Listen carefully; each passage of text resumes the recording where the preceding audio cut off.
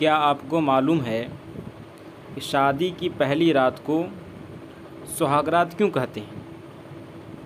सुहागरात किसे कहते हैं और सुहागरात क्यों कहते हैं, आज हम आपको बताने वाले हैं।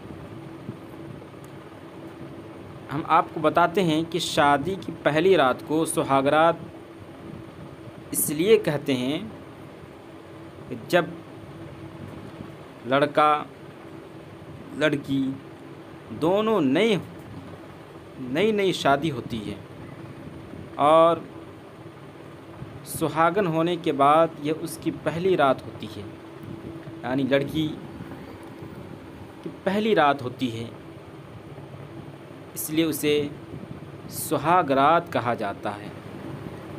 इसके अंदर यानी उस रात के अंदर वह कई सारी बातें करते हैं और एक दूसरे को जानने की कोशिश करते हैं।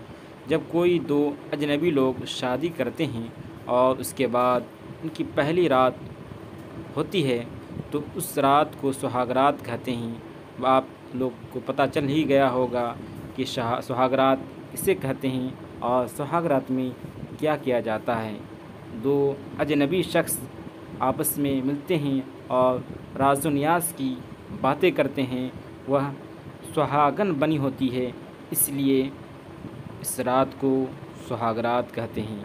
अगर आपको यह बातें पसंद आए या आपको मालूम ना हो, आप मालूम हुई हो, तो आप दूसरे को भी यह जानकारी देने की कोशिश करें ताकि उन्हें भी मालूमात फ़राहम हो सके।